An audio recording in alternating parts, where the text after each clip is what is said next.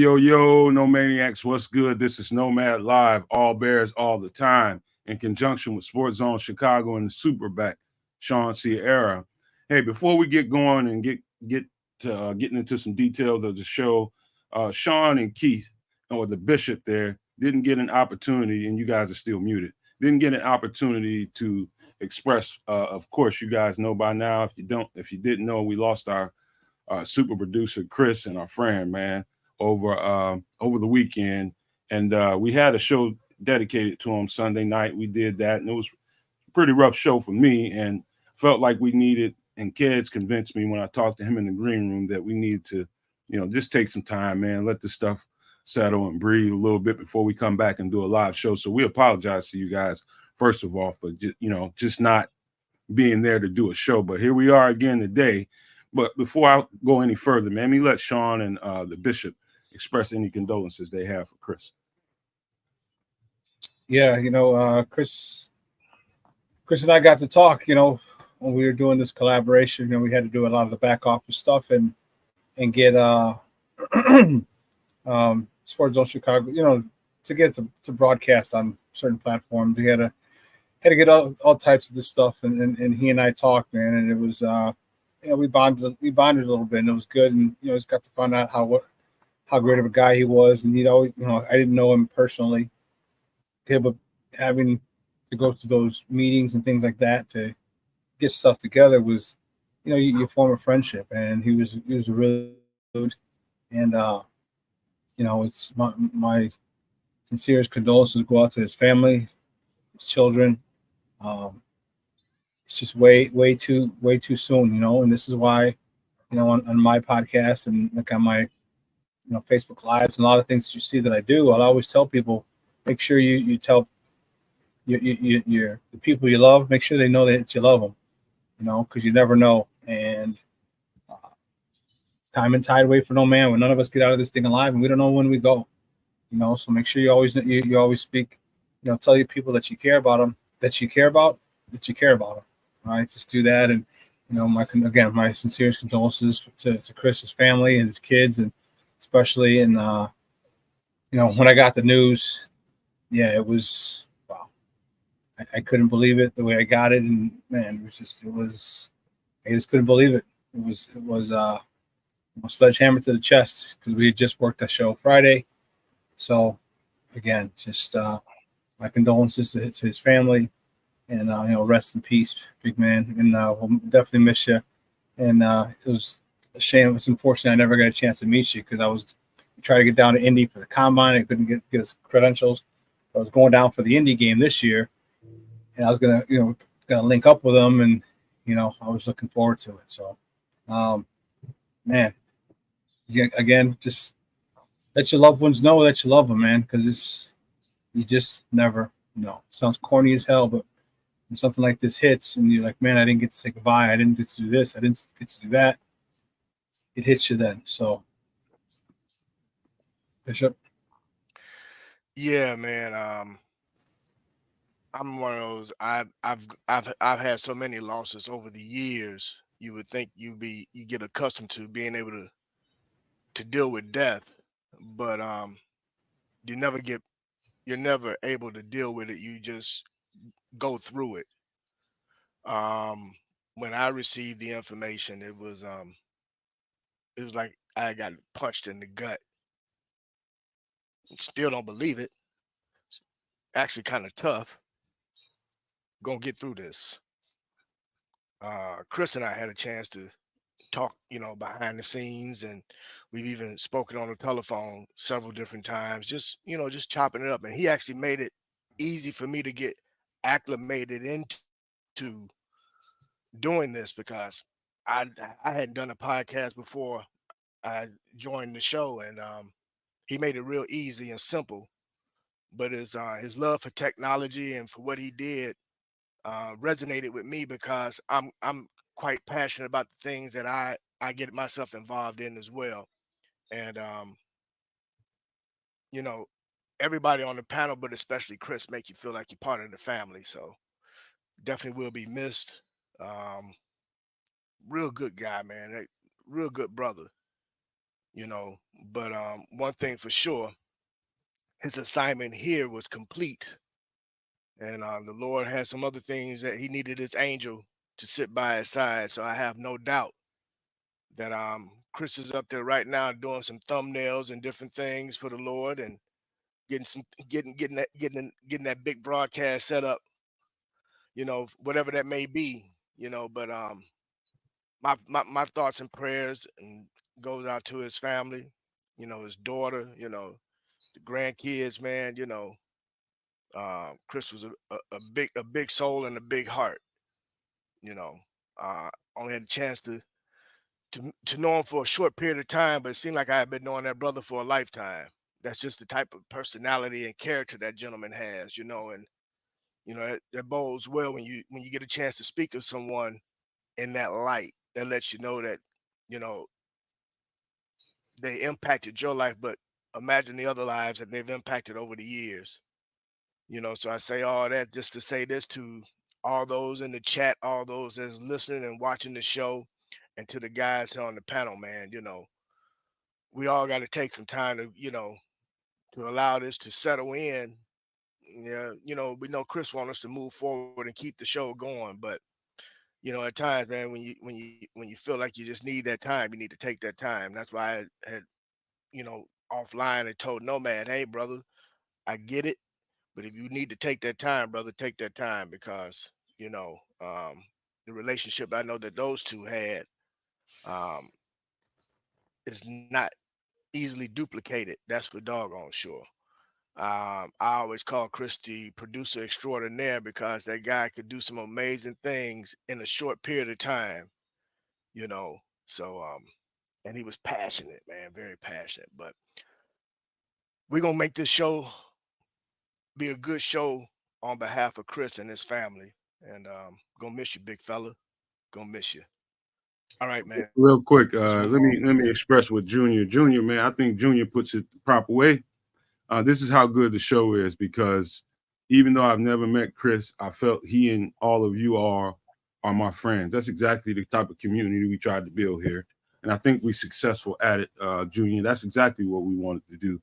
Just absolutely love and appreciate each other, and I think Chris was a big part of that, man. He was a huge part of that, making sure that kind of culture was instilled in everything that we do, every broadcast that we do. It's a lot of love going on, man. He was a big ass part of it. And so I just want to say thank you to Chris one more time, man. I really appreciate that dude, man, just for the kind of man he was. Not to do with anything as far as this podcast goes, just the kind of man he is. Just thank you for being who he is. But here's a $10 super chat from the Valkyrie woman. Thank you, Valkyrie woman. Rest in peace, Chris. Prayers to the family and friends, man. We appreciate you. We need every little bit that we can as far as donations get. I'm not here to beg you, not here to tell you you're required to do anything, but we are, as a channel, trying to grow. And I don't know who just put that up. I did. Okay. Somebody in the chat was asking. Somebody in the chat was asking if we could throw up a picture of Chris, just to pay some respect. So I think before we transition into like regular old Bear stuff, we'll just take a moment of silence here for Chris. Give him a minute. And this is straight off of his Facebook page. This is just a little bit of Chris and his most loved kids in the world. Like, he loved these 8 great blessings, as you can see here. These are his grandkids, his grandbabies, and that's our guy Chris Washington. So let's give it a minute and then we'll transition.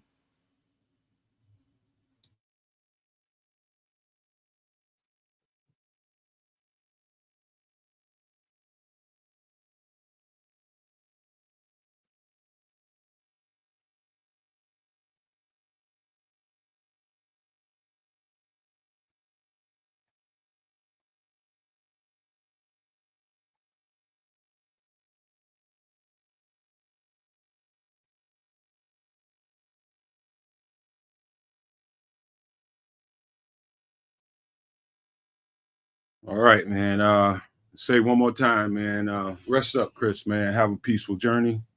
Real quick, man. Something interesting, man. My girlfriend is real big on she's real big on spirits and birds and things like that.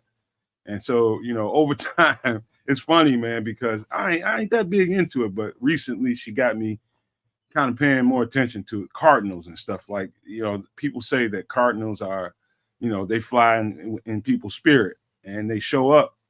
After you lose someone, they show up in a Cardinal spirit. And, I was looking around for those first couple of days, and I didn't see one until I think it was, I don't know if it's the first, probably at the 48-hour mark. I think I saw a Cardinal came out there, man. And I just said to myself, maybe he just was done checking on his family. He wanted to come through and make sure I was good. That's just the way I saw it, man. I don't know if that's real, but, I gave credence to it. So, hey, man, have a peaceful journey, Chris, man. We love you for everything you did over here, man. But let's get to some football, man. But I got actually, before we get into some football, I have a couple of notes that I need to speak to, some housekeeping that we need to do. I need to put out a flyer. Man. We are going to be looking for a producer to do daytime content.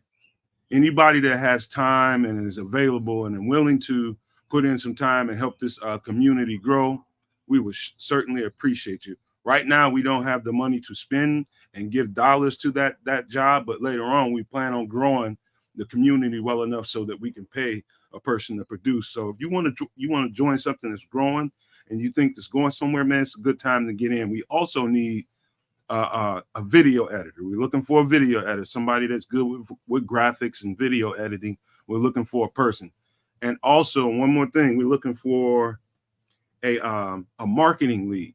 So what is a marketing lead for what we do? That person would do outreach to guests and things like that, future guests, and do marketing towards companies that may want to advertise with us. So we might want to advertise with, so we're looking for those those three roles: producer, video editor, and marketing lead. So if you're interested, email us at Nomad. Let me put it up. As a matter of fact, let me put it up. Banners. Let me see.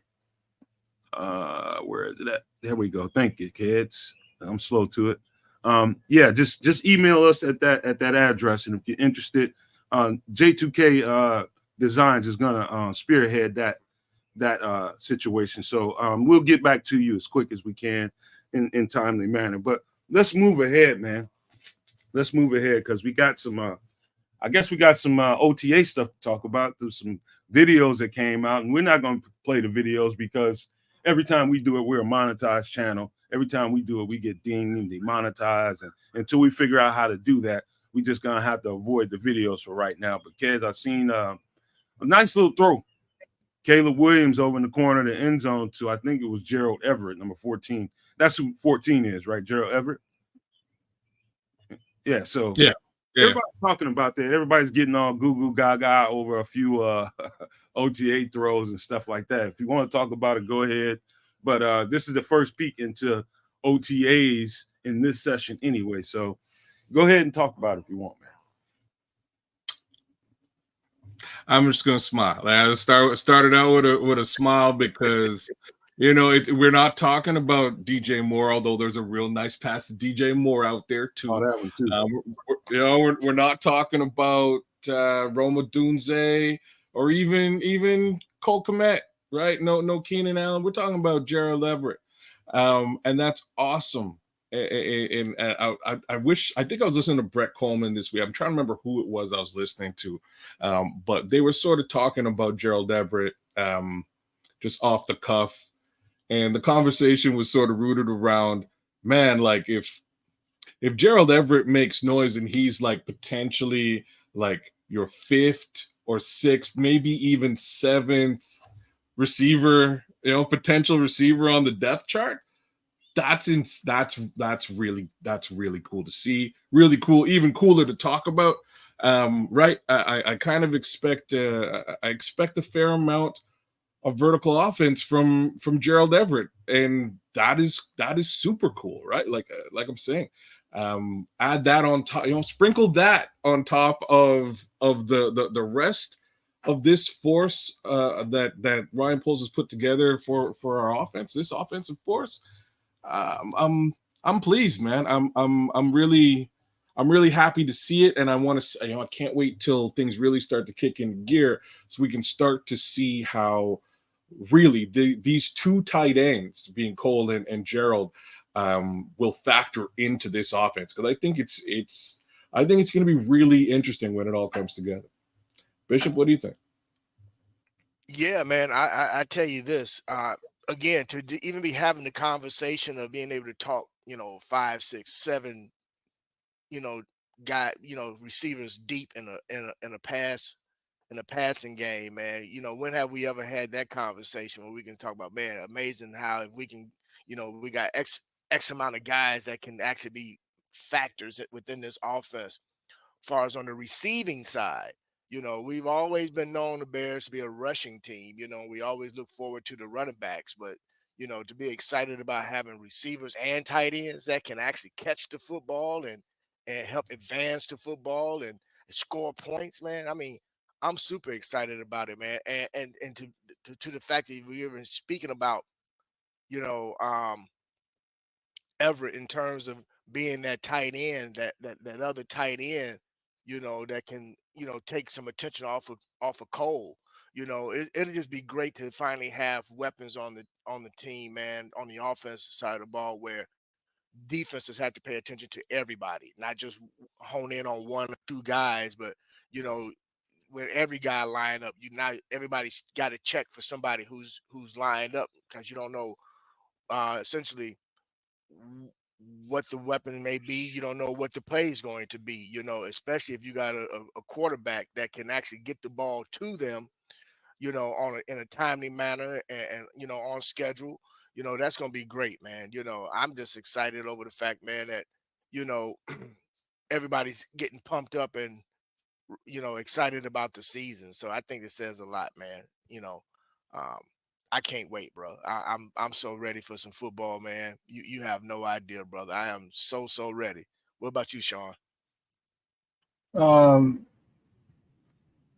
I'm excited a little bit, but I mean, it's a couple passes. I mean, you know what I mean? I think it's being realistic. Everybody's a little fired up about, a little overly fired up. Like, oh, did you see that ball? Like the ball he threw in practice wasn't a spectacular ball. It's a lot of things. People are excited that people like this were. It was like this for Justin Fields. It was like this back in Mr. Trubisky. It was like this with Jay Cutler, right? And just pump the brakes.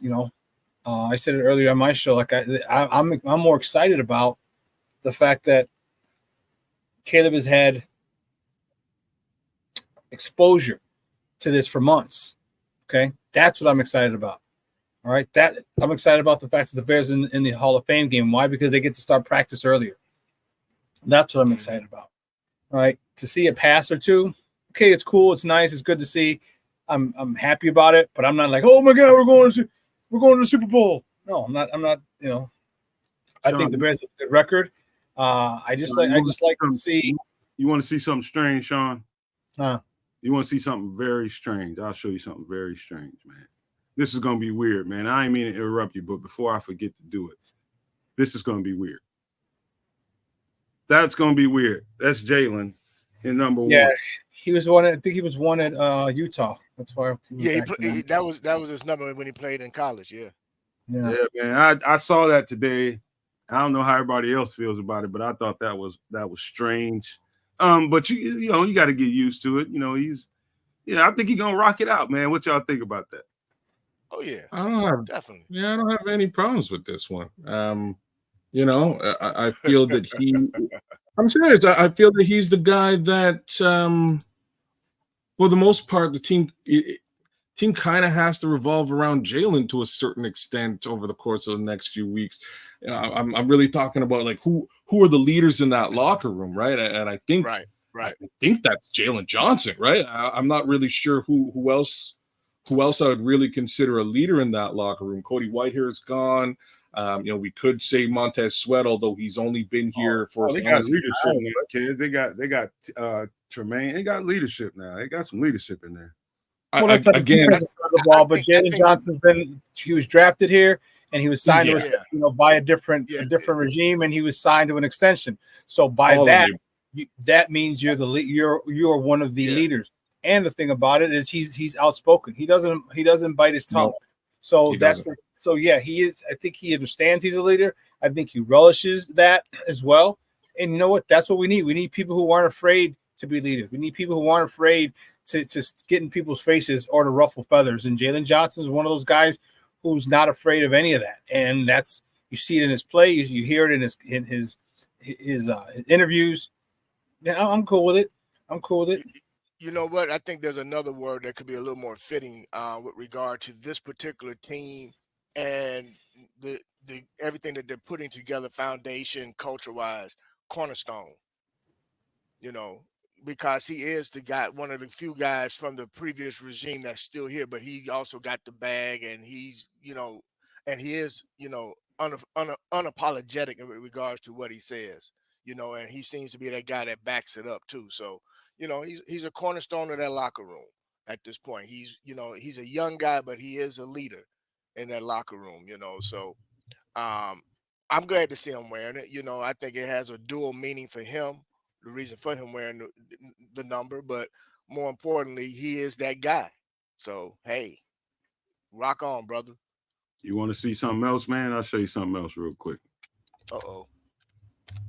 New look Gervon Dexter on there. Yeah, that boy is Slim Goody. Slim Goody. He rocked it. He cut the dreads off. Y'all didn't notice that, huh? Yeah. Mm-hmm. Noticed that the hair's gone. I think he had a heck of a lot more of a beard last time I saw him. But he looks a lot smaller here. He looks thinner and slimmer. Is it lean. just me? He is lean, Yeah. bro. He's lean. Yeah, he smaller. Pounds, man. Sorry, go ahead. No, go ahead, Sean. I'm sorry.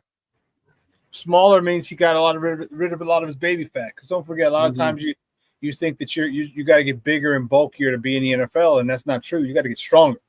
It's not bigger and bulkier.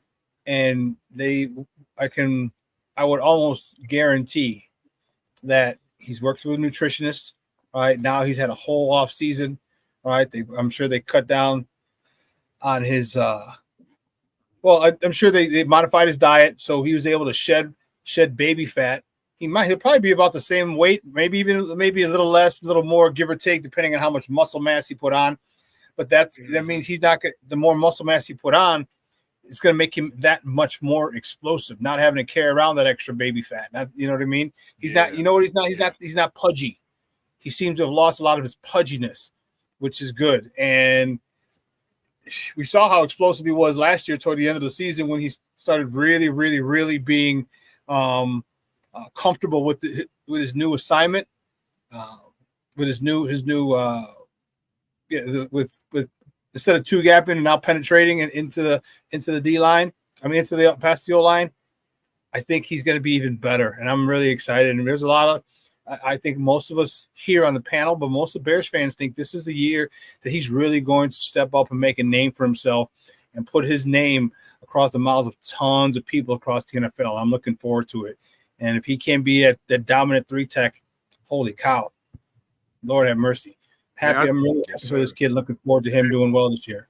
Hey, let me tell you, man, I look at this cat in this picture, and I seen him, doing off-season stuff and working out, man. He looks a lot like how DeForest Buckner built his body up. DeForest Buckner, you look at DeForest Buckner, he's probably, if I had to guess, he probably plays at around 290. If I had to guess. But on paper, he looks like he's about 310, 305, somewhere in that neighborhood.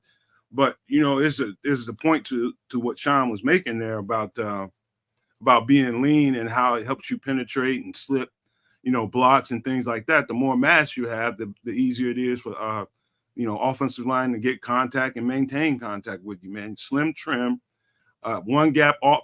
Defense, get up the field, create a new line of scrimmage, man. I think it's going to bode well for my man Dexter, man. And I just love, man. He just looks good to me. I'm just when I see that up again real quick. Put that up again real quick, Gervon. Please. Yeah. He looks relaxed. He looks comfortable.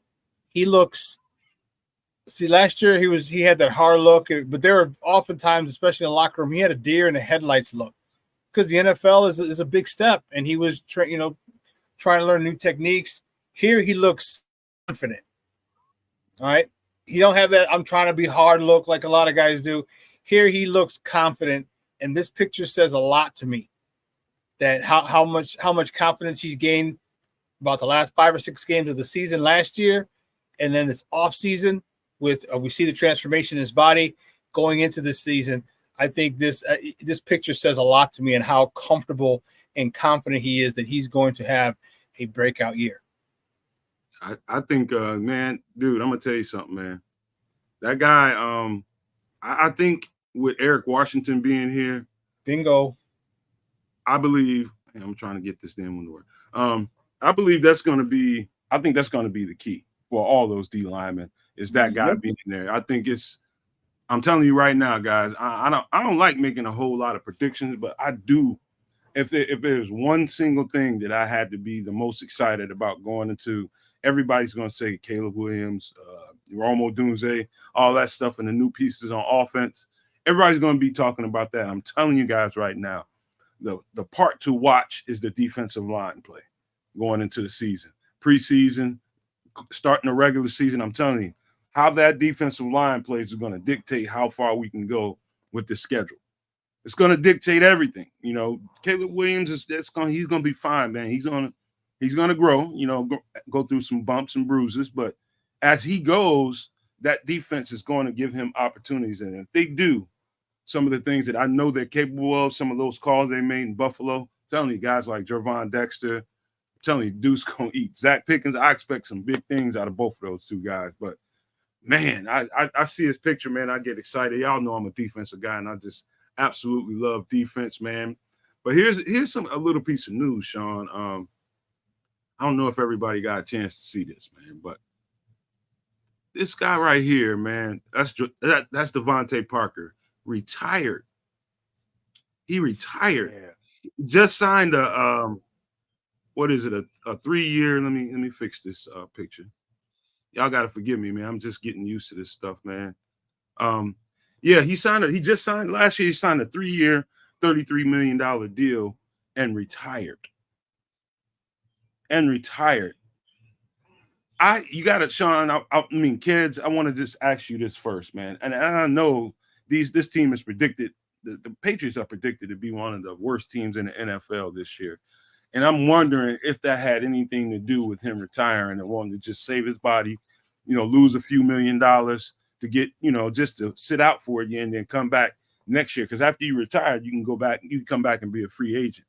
I'm thinking that's what he's thinking because it doesn't make any kind of sense to me. I think Devante Parker is in his late 20s, didn't have a whole lot of injury concerns, but man, I thought that was a surprise, man. Yeah. Here's the thing, though. You can't when you retire, when you come back, you're still under contract with whoever you're playing with. You still got to live up to that contract. You can't just leave and go. So he'd have to come back to the Patriots, or they'd have to grant him his release. Why he retired? Yeah, I don't know. You know, I don't know. I don't know what his situation is. What I do know is he has to give back some of the guaranteed money. You know whatever you know what I mean. Whatever you got to give that back because it's appropriated over X amount of years, and if it's only 1 year in, he only gets 1 year of the guaranteed money. Yeah, he's going to have to do that. I know for sure because my buddy was a sports agent, so and I've had that conversation with him. So he must be really adamant about it. Okay, and maybe he wants to move on with his life. Maybe, you know, do you know how old he was? You know, was it his second contract? I think he's 28. About 28, 29. Okay, so this was probably maybe his third contract. Okay, so maybe he felt I got a big enough bag where I'm cool and I want to do something. He's found something else. He's found love or passion for something else, and he's set. You know what I mean? Like it's easy when you say he got a $20 million thing. Probably his last contract before this. You can live pretty good off of $20 million. You know, you can live really good off of $20 million. You know what I mean? Hell, Uncle Sam takes half, so $10 million. You live good off $200,000 a year.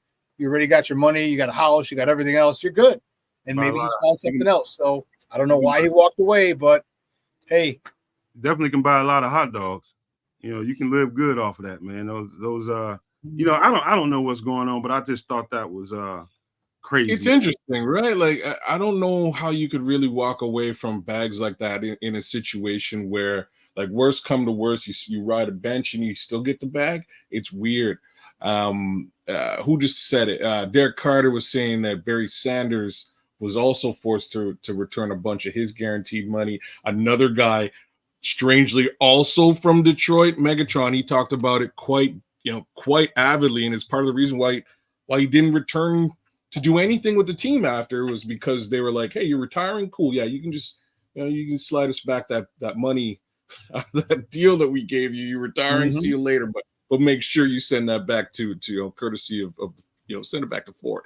In any event, I just kind of look at it and I'm like, there's probably a major life event going on in his life, whether that is a family member passing away or needing special attention, or baby, or something like that. There has to be there's some sort of catalyst here, because I don't see what, like, yeah, he's been paid. He has money, and I'm sure he could live and excel regardless. But the flip side of this is, yeah, even if I don't perform exceedingly, I can still sit on the bench and get this guap. It's just weird to me, but whatever that life situation is to me, like, go do it, bro. If it's me, I'm saving my body, man. They have no chance this year. No chance whatsoever. And I think it's a smart business decision. Well, too, man, the guy did in college and in the pros, man. And from talking to, from talking to other, talking to athletes, man, who has played at that level, man, they say every year, man, it gets harder and harder to get prepared for the season, and depending on the different injuries that they've dealt with, man, it just gets to it becomes taxing. And we hear Pose and Flu speak about the love of the game. Injuries can cut into that sometimes, man, along with other things. And the mental health is real big now, man. So we don't really know, we don't know what's going on. We just hope that everything is well with him,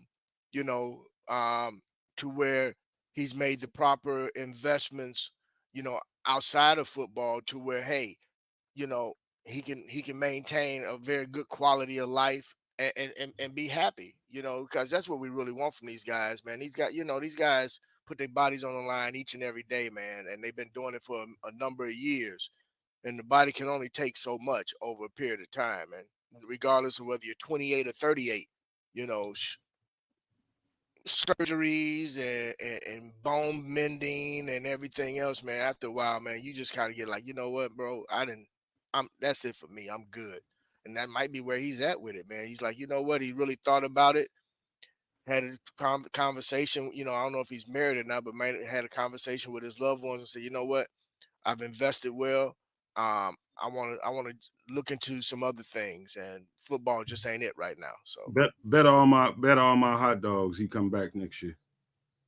It could be, but the problem with that is, it's not that you want to walk away. It's not that you're tired of playing football. That's not it. It's you're tired of preparing. All right, that's the issue. You don't have that motivation to prepare. It's a lot, man. You saw who was it that just said, Sean, you'll never be able to explain that to somebody who, we got people in here that hadn't played on, past Pee Wee or junior high school. They don't know the toll, man. It's an ass whooping on your body, man. Just flat out, no other way to put it. But you gotta enjoy doing it. You gotta enjoy doing it at the bottom line. That's the bottom line to it. What did Tevin say? He talked about, wasn't it Tevin who said now he puts $1 of food into his body, into rehab. Like, you got to do that. All right. Then you got to lift. Then you got to run. You got to condition. The diet. All these things, all the sacrifices. And man, I'll tell you, it's tough. There's really no time off for him now. For me. That's what I knew it was done for me. And it was that last year, before that last year, it was so difficult to get up in the morning and go lift. All right. And then condition, by myself in the evening. It's literally the will to prepare. That's the thing that Lou's like, damn, I want to play in the games. I want to be in the huddle. I want to be at practice with the guys. I want to be in the meeting. I want to do all this stuff with my boys. Man, all this other stuff that's it. So It's a lifestyle, man. It is not. It is. It's not for the meek at heart, man. If you don't love it, and love doing what you got to do, I mean, it was never really a chore for me. You know, I mean, I loved everything about it. You know, that part there was, you know, those gassers, man. I don't miss that at all, man. But Yeah. all that stuff, man, you got to be willing to work out there in the muggy 100-degree weather, and it's 100 plus, you know, in humidity out there, man. You got to. I mean, your soul is sweating out there, not just you, your spirit, your ancestors is hurting. I mean, everything, man. But yeah, I mean, I understand if he is actually retired, I would get it. You know what I mean? But I think he's ducking right now, to be honest with you. And I don't blame him for doing that either. You know, because they're gonna be pretty crummy, man. That's a whole lot of 18 games, a whole lot of ass whooping on your body for nothing. You know, you want to contend and have a chance to compete for something, man. I don't think they have a chance to do that. But I digress, man. We need to take a quick station ID real quick and get on the other side of this, talk about some of those edge rushers that may be available or that are still available. But on the other side, we'll get right to it.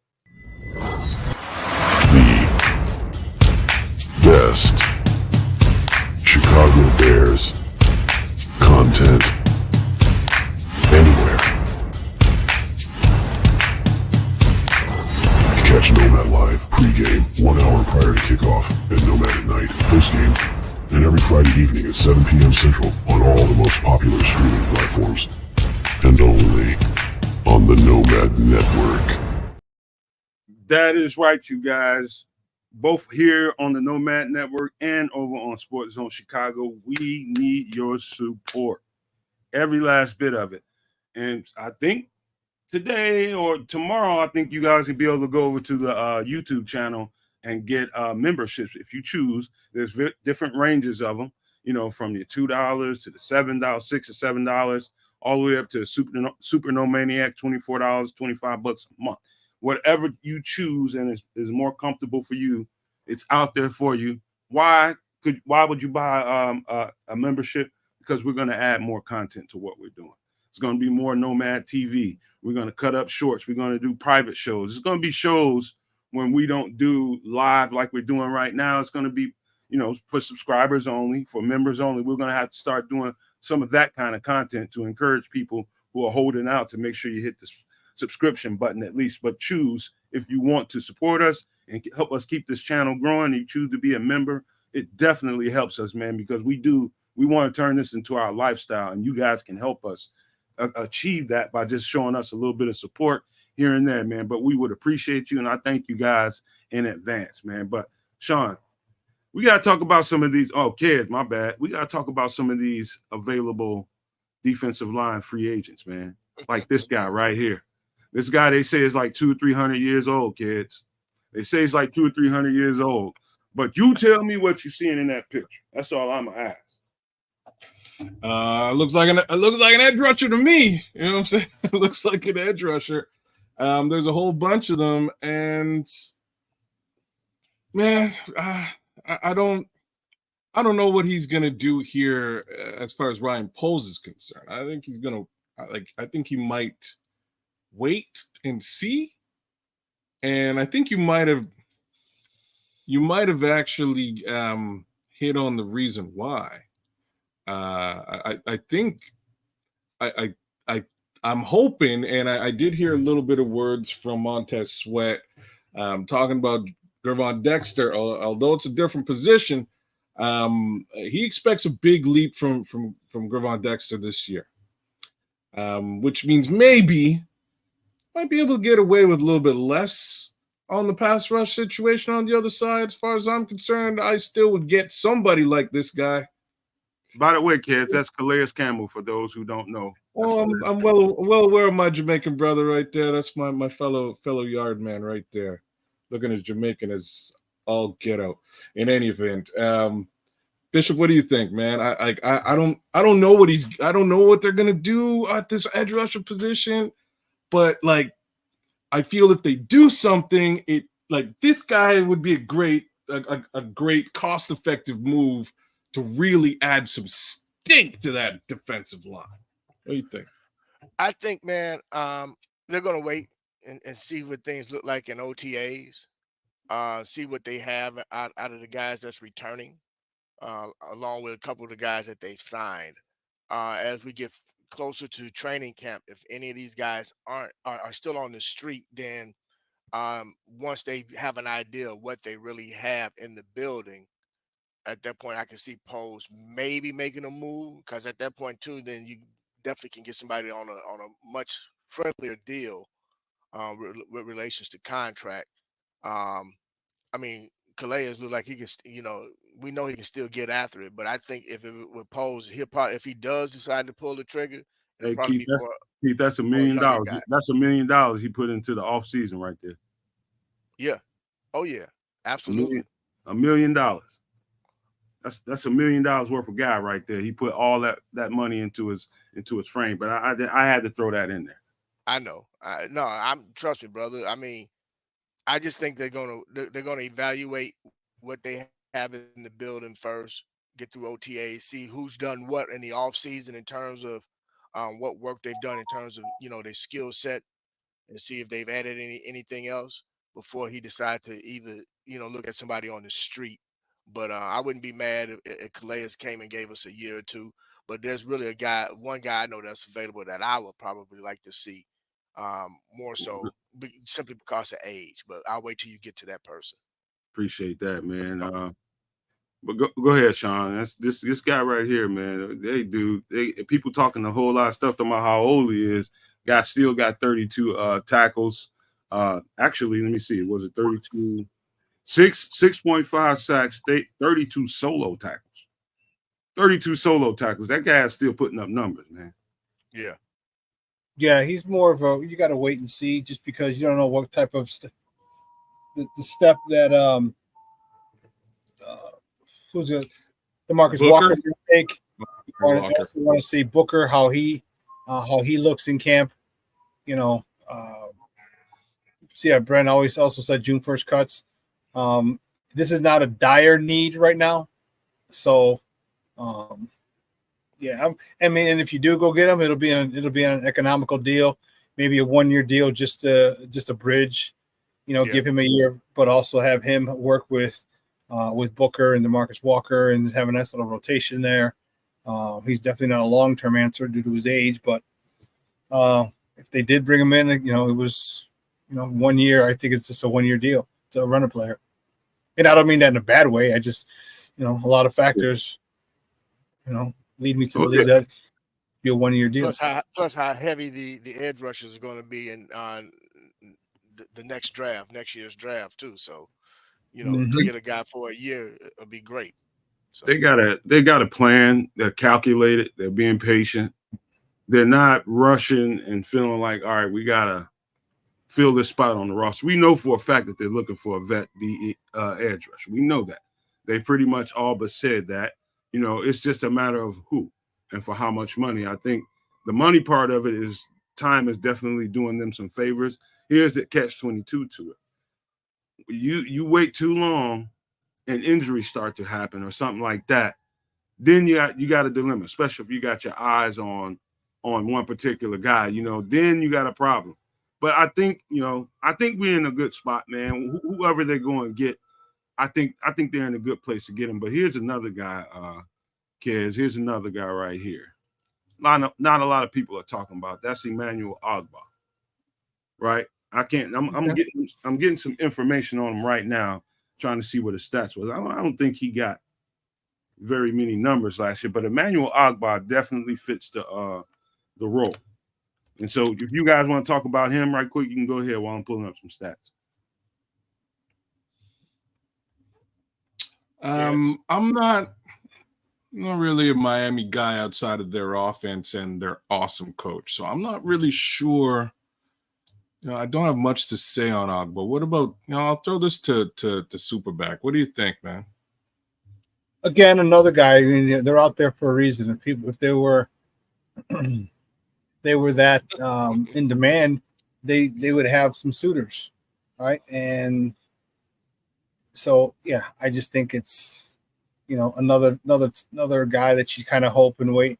You wait and see June 1st cuts, what your guys look like in OTAs, because again, you always still gotta dance and flirt with the salary cap. So what's the guy gonna want? Can you get production pretty similar to what you expect from him, but at a much cheaper cost?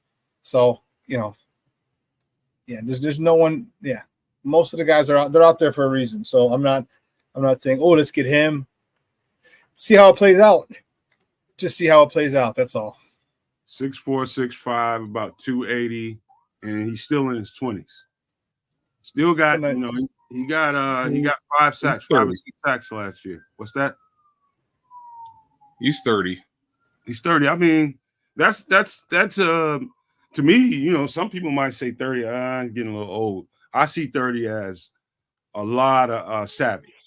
A lot of savvy. You put in that much work and you're around this league for long enough, that age has more advantages for you than not, I believe, at that age in particular. I don't think by any means because he's 30, somebody should look at him like, okay, is he, the Bears want to go young. That's still young to me.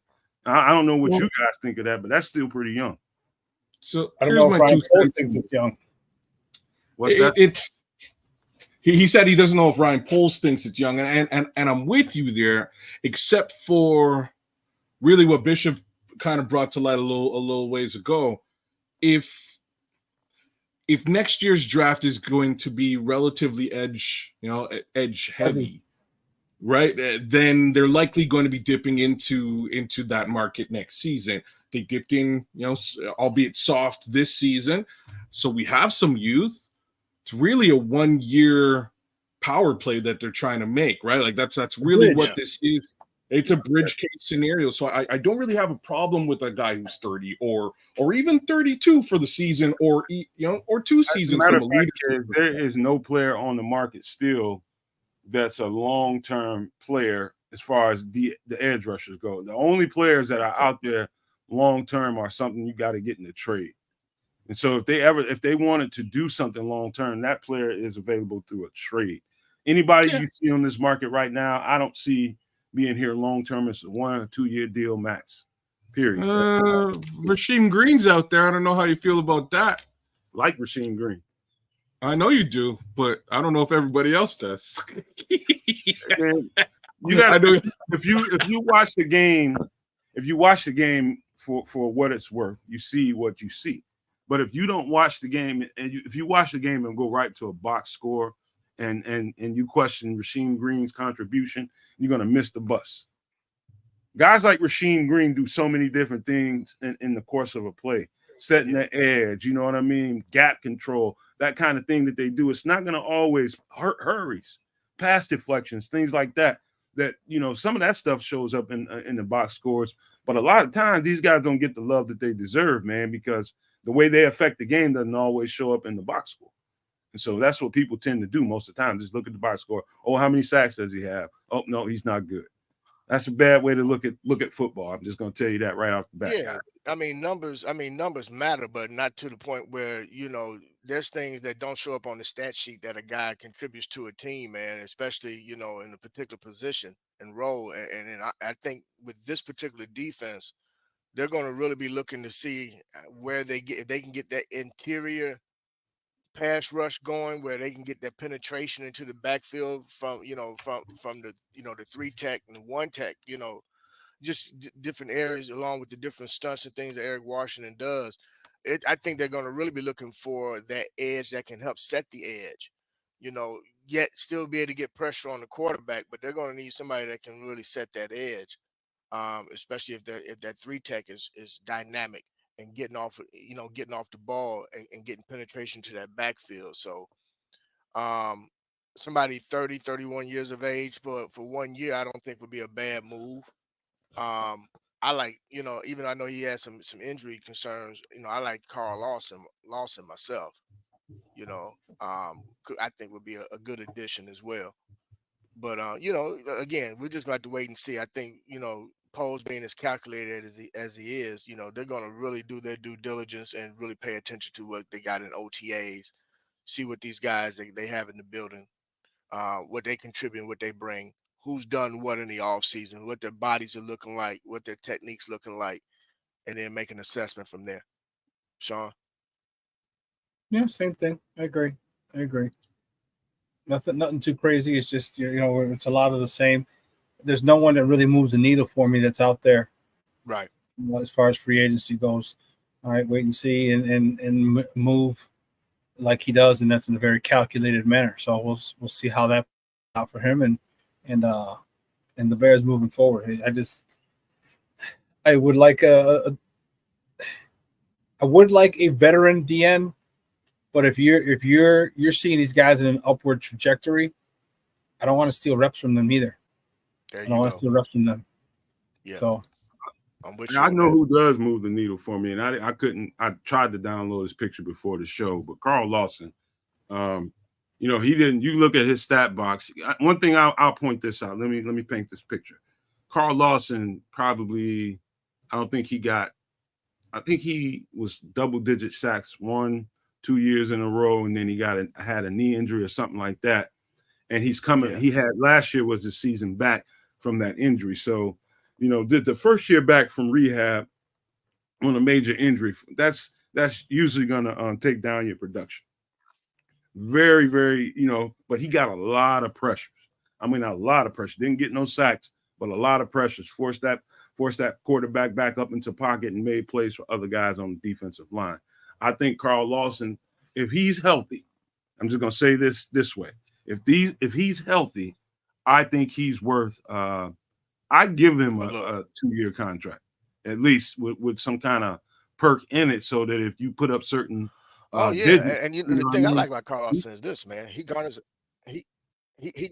attention, brother. You know what I'm saying? You gonna pay attention to him. He's gonna get pressure. He's a solid guy, man. I wouldn't be mad, if they was able to get him on a 2-year, team friendly deal. Absolutely. I think he fits the culture. I know he would fit well in the locker room, but I think again, what Eric Washington how he likes to use that defensive line, I think he fits right into what they look to do, would like to do rather. Yeah, I think he's that one guy out there, man. That I'm looking to, if I can get him long term or a couple 2-3 years, I'm gonna do that, man. I think he's worth that as a player. He's what, 29? Yeah. 20, something 28. like that. He's 28 currently. Yeah. Okay. Well, here's another. I'm gonna tell you something. Why this guy's intriguing. This guy right here, man, and it's the Eric Washington connection. And so not a lot of people are talking about this guy. Also productive, also good at all things. He's not the best pass rusher in the world, but he is good at all the other stuff, and he still gets numbers. He still puts up sacks every year, man. He was like the I guess you would call him. He's 6'3", 6'4", about 268, 270, somewhere in that range. Very long guy, man. And with that Eric Washington connection, how about this? I'm not going to take the meat off the bone. I'll pass it to you, kids. Anybody want to talk about him? Go ahead. I'll throw it to Sean. What do you think, Sean? Well, with the Eric Washington connection, it's a very good. I mean, people have a tendency to do that. You have a tendency. We went back to, we had EQ St. Brown for a couple of years when Getz came over. We got the tight end. What's the tight end's last name? Everett. Everett. I don't know why I can't remember that young man's name. Anyway, we got him now, who's been in Shane Waldron's system. Okay, before. So yeah, I wouldn't mind that at all. All right, this guy knows what Coach Washington wants, how he wants it. He's very familiar with all the expectations that Coach Washington has for his players, and it'd be a great role model and example for the youngsters on that line, and everybody on that line who hasn't been coached by Washington to this point, to kind of see what he wants. And now you can also have him to use him as a resource. Like, all right, in meetings, after, at night, you know what I'm saying? Like, it's always good to have somebody who's familiar with a system, with a coach, in a trend. So I'd be okay with that. and he's not going to cost you a whole hell of a lot of money. Let me repeat, that is Shaq Lawson, defensive end from the Buffalo Bills. He's a free agent, and again, Eric Washington is it might be a game of Sean that playing cat and mouse right now. He probably would like to bring him in as a depth piece in here, but I don't know if he's that guy that we're looking for that extra pass rusher on the other side, that starting pass rusher on the other side. I think if you bring in Shaq Lawson, he just plays a role. He just fills in some blanks, maybe that Rasheem Green type role last year. He's a very similar player, I would say. Their style of he's a tough football player, man. And I think as far as depth goes, I think I like that piece. But as far as a starter on the other side of the ball, I don't see that player in him. I think he can, and he could play decent, but the guy that have that big impact player on the other side of the ball, I don't see in Shaq Lawson. I see him as a depth player. Well, I think the question should be this too. What are your expectations? What are your needs from that other edge rusher? Of course, when we think of edge rusher, we always think about sacks. But with this particular defensive line and how this line is going to be utilized, what is really needed of that other edge rusher? That's what we need to think about, and who can best fill that role. Is it somebody that's already in the building, or is it one of these guys that's still on the street? Man, I'm glad you said is it somebody who's already in the building, because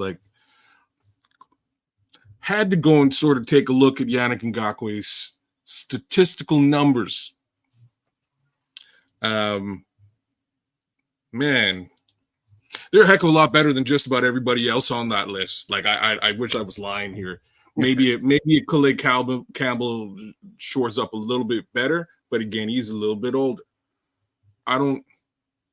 Once more, given the names on that list and their production thus far, I think you can still get Yannick Ngakoue on a decent deal, cost-effective deal, and fill that same role that we're all talking about by way of a bridge edge rushing prospect here, right? That's my thoughts. I see Sean rubbing his furrowed brow. Hopefully that's something else. Right now, Chris is choking the living shit out of you with his wings. I'm sorry, Chris. I'm sorry, bro. I'm sorry, but hey, man, maybe that's what we needed. We needed. He didn't want anything else to do with Yannick Ngakoue. Chris was finished with Yannick Ngakoue, but again, I'm just looking at these numbers and how they translate versus pressure. Like Yannick still got pressure last year. Let's not get it twisted. He did. Whereas most of the other guys didn't. He was also the guy getting double teamed half the season when, there was no Montez Sweat. Then Montez Sweat shows up and the line starts to thin out and make a little bit more sense. Double teams move from him, and then he gets hurt. Right. So, I don't know, man. As long as if that ankle's all right and you can get Yannick Ngakoue for 4 to 7 mil, maybe 8.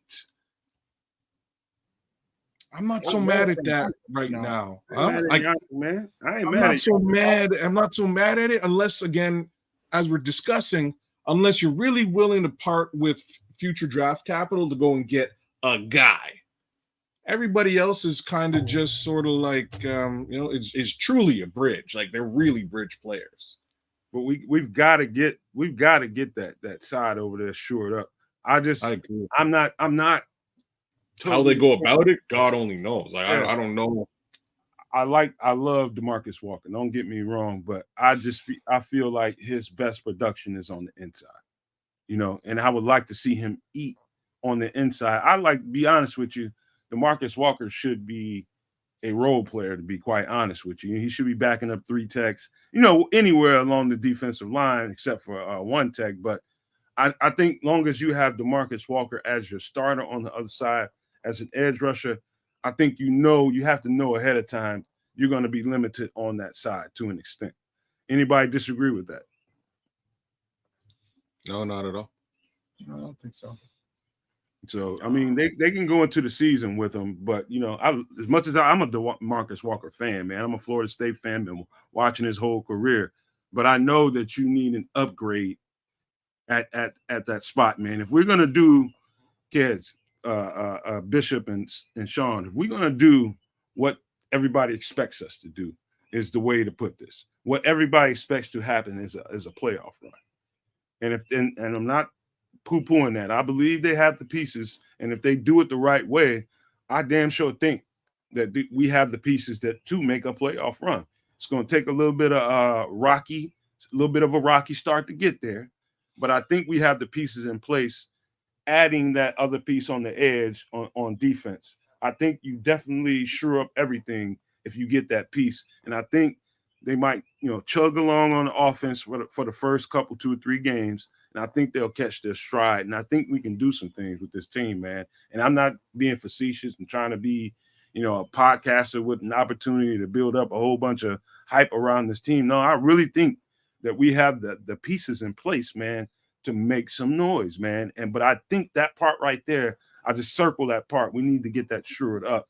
And so I thought it would be a good conversation to have today to see what you guys thought about, what you guys think about these players and what kind of role do you think those guys would have on the team?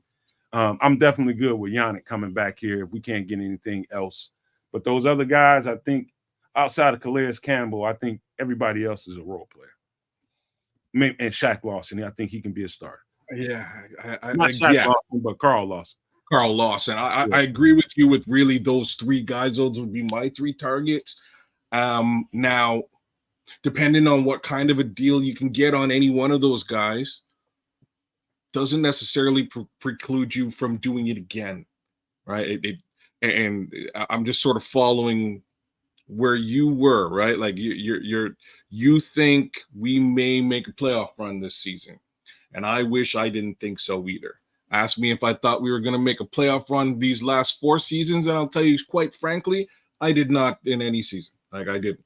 This season's a little bit different. I think we can make a playoff run. Matter of fact, I think we can make a deep playoff run, and I think it's hinged on this position. That's the way that I see it.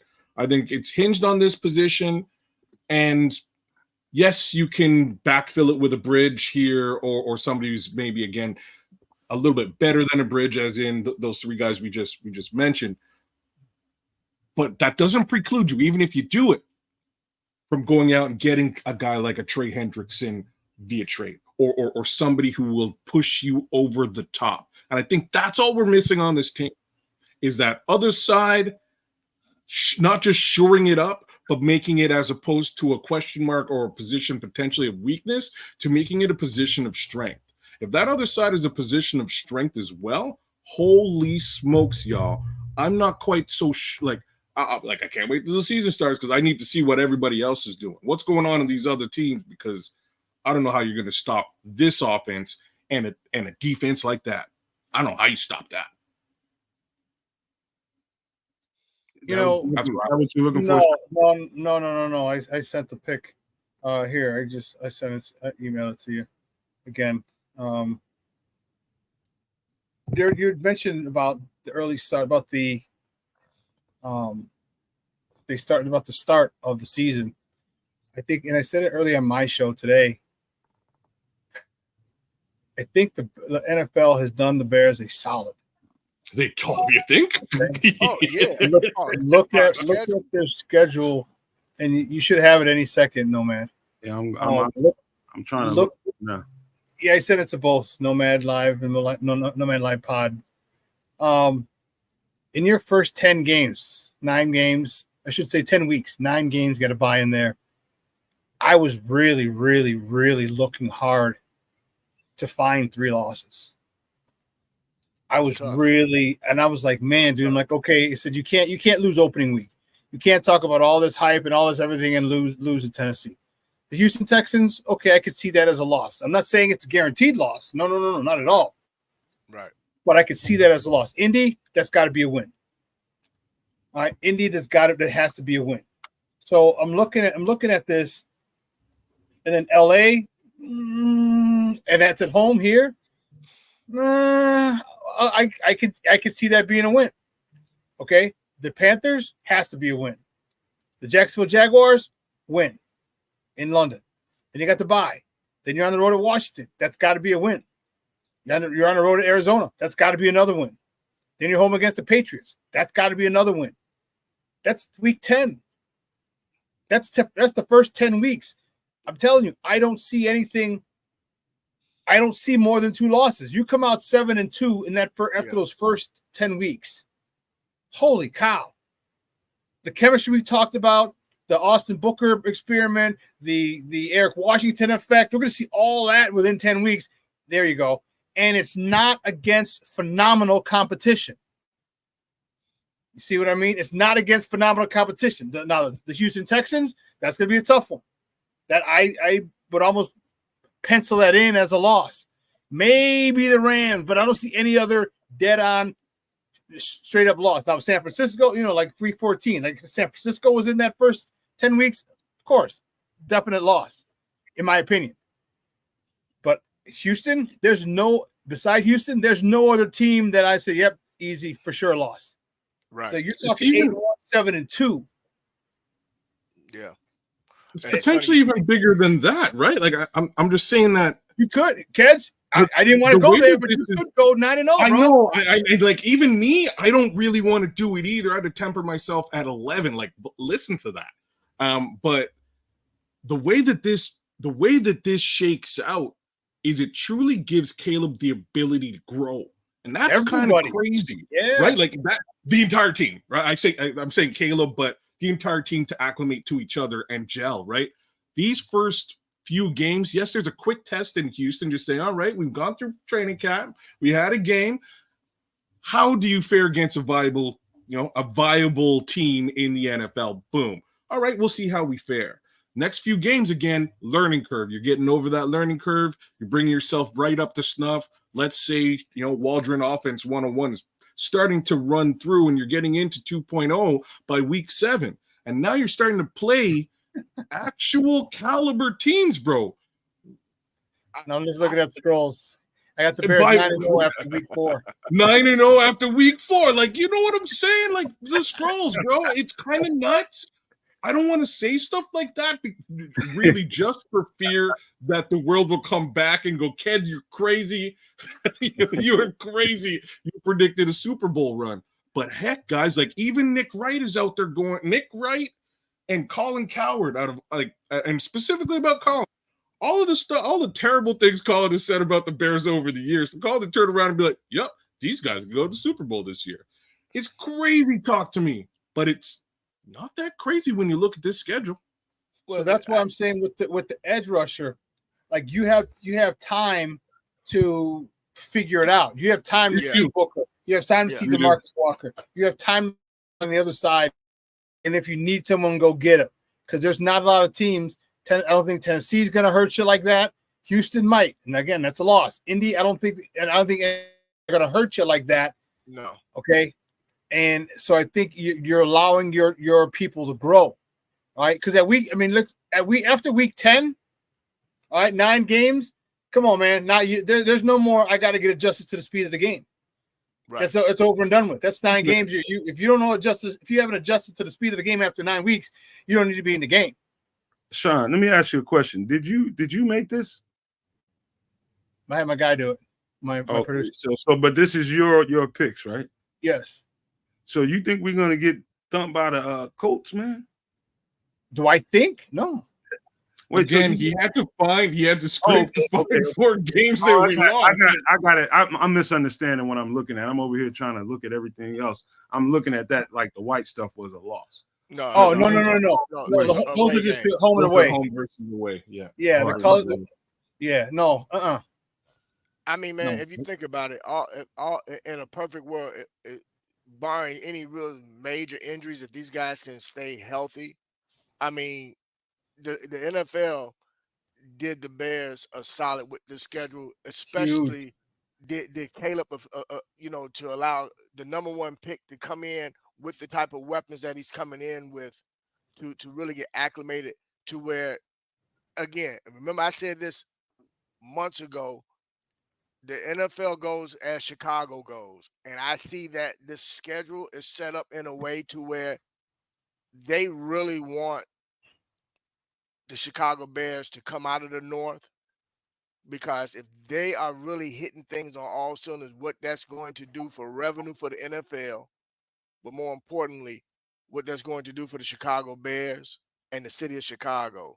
If this team finishes at, I have them at 11-6 myself, and that was and I was really, that was tough for me because I'm with Sean.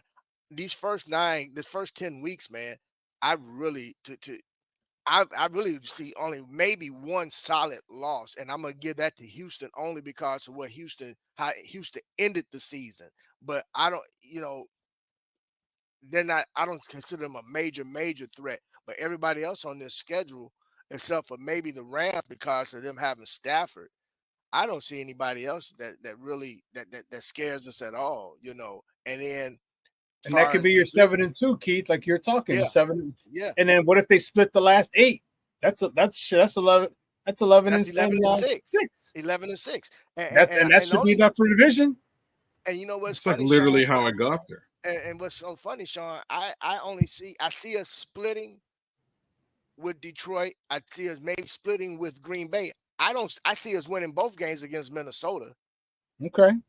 I'm only reason I say I see us splitting with Detroit because I'm not going to be one of those to poo-poo on Detroit and say that Detroit's going to Detroit to a point where I'm going to discredit what they achieved last year.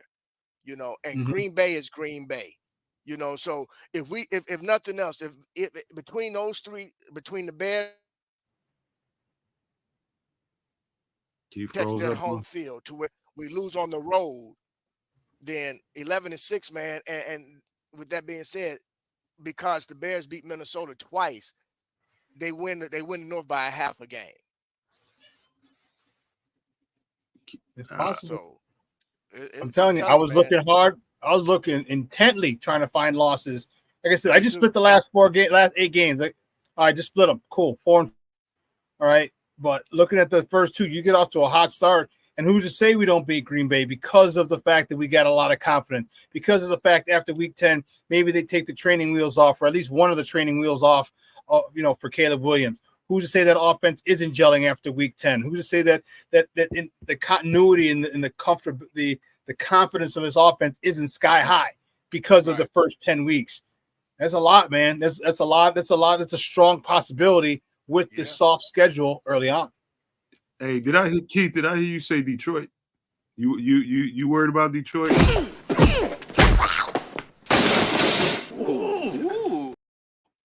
Damn. That's what's gonna happen again. The hell with Detroit. We know we know what they got for us, man. Ain't worried about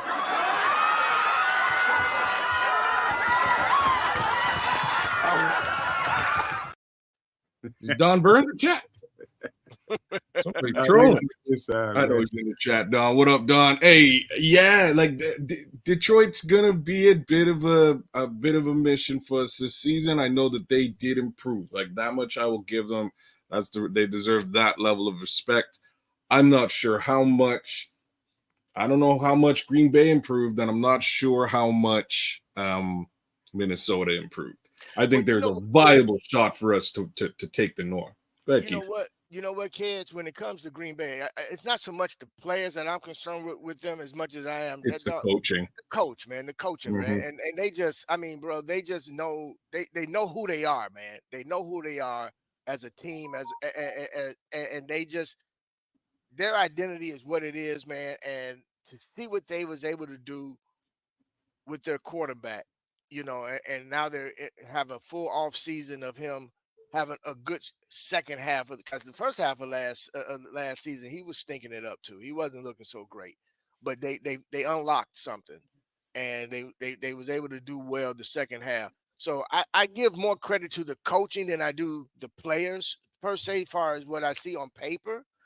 And with Detroit, I give a little more to the players, and I'm also, for them, I'm not really concerned with their defense as I am with their offense. And Minnesota, I just think Minnesota's got a lot to try to figure out the quarterback position, and I don't think that I don't think they're going to get it figured out. We got a lot of time, I know this, to talk about schedule. I'm not ready to jump on that yet, man, because I still want to see. There's going to be a couple more pieces we add to this puzzle, 2 or 3 more pieces somewhere. I know defensive end being one, but there's a couple areas I think they may be able to add some depth piece to it. Are those pieces going to weigh into whether or not I think we win a couple or lose a couple more games, win or lose a couple more games? Yeah, I think so, especially that defensive end. Getting that spot solidified, I think, can play into my decision making as to what I think the Bears might do this season. But I'm gonna hold off, man. I appreciate all you guys' takes on it, though, man, because I am very optimistic. But let me hand this ball off to my man Kid so we can get ready to get out of here. I'm starving. I haven't eaten nothing all day, man, and I'm getting a little hangry, man. I gotta hurry and get out of this show. Okay, well, I ate, so. So imagine that. So there, all the neighborhood dogs around here going crazy in Canada. It's a beautiful, beautiful day. I'm hyped for the season. This schedule makes me even more hyped. I believe that they can go on a bit of a tear here in the beginning of the season, and it's something I did allude to earlier on, just being, hey, if they can start hot. I'm not so sure what the NFL's like with this schedule. I don't know what they can do to stop them. Right? It really has to be the Houston Texans early on. If they're able to leap over that hurdle and continue down the road, boy, we got one hell of a football season ahead of us, y'all. In any event, No Maniacs, thank you for joining us once again Wednesday. I have to appreciate all of the love and support that you've given the channel. By way of Chris Washington. Bless up to you, Chris. Bless up to you, chat. All of you guys. Too many to go through. But thank you for being there for us and showing your love and support. Long story short, claws out, bear down, Bishop. Well, once again, I want to just thank everybody that has supported us. And hung out with us for a little past an hour again, as always. I'm not gonna lie. Today was a tough day for me. I went off camera a couple of times just to gather myself, just thinking about Chris. But with that being said, man, we're gonna do him well with regard to moving forward with the show. We're gonna represent him, so we got our C's on our chest for Chris. And I just want to thank everybody that has hung out with us today, everybody out there. I didn't get a chance. We didn't do any pleasantries earlier. So I just want to give a quick shout out to my people out there in Florida, my boys Stuart and Sophie, my boy V-Dub out there in the D on that truck, my number one lady, Rita, a.k.a. Sharita, and my sister, Felicia. I'm actually, coming to you guys live today out of Houston, Texas. I'm moving around a bit. I'm hanging out with my daughter and my grandbaby. So you can tell he already ate, can't you? Yeah, because I'm gonna drag it on. I'm gonna make you wait, brother. I want to hear that stomach growl a little more. You fasting, Sean? No. Are you fasting? No. Okay, no, so take as long as you want, Bishop. But anyway, man, this is, I've said it before. I'm gonna say it again. Make sure you tell your loved ones and those that you care a lot about, that you love them, that they're special to you, because, tomorrow isn't promised. Heck, the next minute isn't promised. So I say that, man, to just know that, you're also blessed to be a blessing. So be a blessing in somebody's life today. Make them smile, give a loved one a kiss and a hug, and if you haven't talked to somebody in a while, pick up the phone and check on them, see how they doing. And if you got some grievances with somebody, you know what? If it ain't nothing that's that major, bury the hatchet. You know what I'm saying? Because life is too short. Life is precious. Smell the roses while you can. With that being said, I'm gonna go ahead and get on out the way and pass it to my man Sean the Superback. My brother, it's to you. Peace and love, everybody. Sports owners and No Maniacs Unite. It's good to be back with the boys. Talking in Bears football. Yeah, it was tough. Like I said, I was dealing with it all weekend, and it was difficult, man. But make sure you guys follow Sports Zone Chicago's YouTube channel, especially since my Instagram account was hacked, which caused them to suspend my Facebook account. So if you get friend request, a Facebook friend request, it's most likely me. It's not some Jamal. I don't think anyone wants to imitate and be me, but whatever. Anxious to see how this continues to play out. All right, anxious to see how it plays out. They're in a good situation. They don't have to make any moves. Like if they went into the season today with the roster as constructed, obviously trim it down. I'm more than okay with that. I think they just want to see what they have and let during OTAs, during minicamp, during training camp, during preseason, and then make moves accordingly. So it's going to be fun. Enjoy the ride, like I've said all year in preseason. Be where your feet are at. All right, right now we're in OT. Enjoy it. Be pleased with some of the throws. All right, let's not make it. This is the best thing since the invention of the forward pass. See some good stuff. Be happy with it, and now let's progress. All right, because it's going to move fast. Believe you me, it's going to move fast. All right, so just be where your feet are at, and we'll see how it plays out with the DN. All right, Nomad. And real quick, thank you guys for coming. Everybody was a part of the show, the panel, the co-hosts, everybody in the chat. And before you guys get out of here, make sure you hit that like button on the way out. I usually do it on the way in because that's kind of like wiping my feet on the rug before I walk in somebody's home. This is our home, man. The polite thing to do is always, from my etiquette standpoint, is always hit the like button before you join the show. You can do at least that. It's free, and it just tells the algorithm that you like the content. So please, before you do anything else, man, make sure you hit the like button on the way out, man. But really quick, let me do one more. Let me brush up on the house cleaning again real quick. We are looking for a daytime producer who has technical skills and can offer some time and help the network grow. We are looking for you. So contact us at that email scrolling down the bottom of that screen right there. We are also looking for a video editor, someone that can create short form content, take the content that we have, cut out a few small videos out of it and put it out, week to week after we do shows. We're looking for a person like that. And we're also looking for a marketing lead. So that marketing lead, that task will be more or less, reaching out to advertisers that may want to advertise on the network, and also doing outreach to guests that we've had formerly and guests that we want to have moving forward. So if you have any kind of good communication skills, and of course, hopefully you can type and have good spelling, man, because communication is important. And so, yeah, we're looking for you. If you want to help this network grow, we're looking for you. Anybody that can fill any of those roles, reach out to us at that email scrolling on the bottom of there, Nomad Live Pod 2023, and J2K will reach out to you. He's spearheading that thing there. So, hey, I appreciate you guys once again for coming. I feel like I'm getting my sea legs back. My spirit is coming back, slowly but surely. If things were a little janky today, it's because this is my first time really, really producing, and playing at the same time. So, it was different, because I'm always used to having Chris there in the background for every little thing I needed, and didn't really have to, do anything other than concentrate on the content. That has changed. So I'm going to have to dig in and get better at what we do and get better at what I need to do for the network. But we will do just that, though.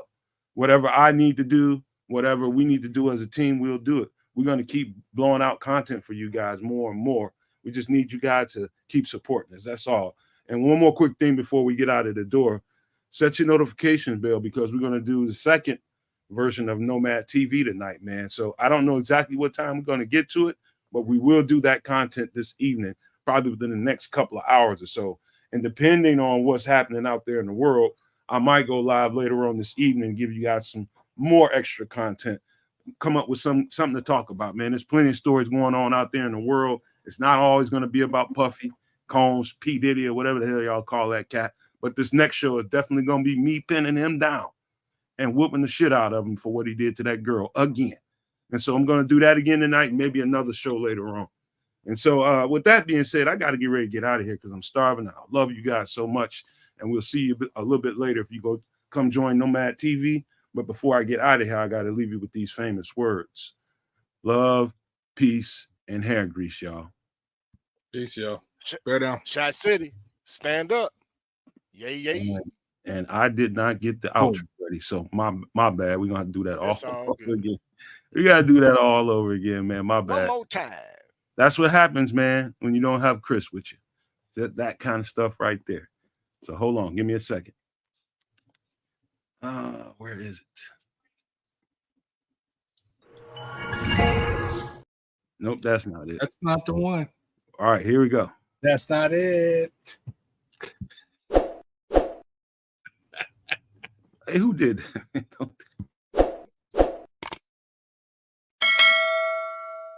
Boom.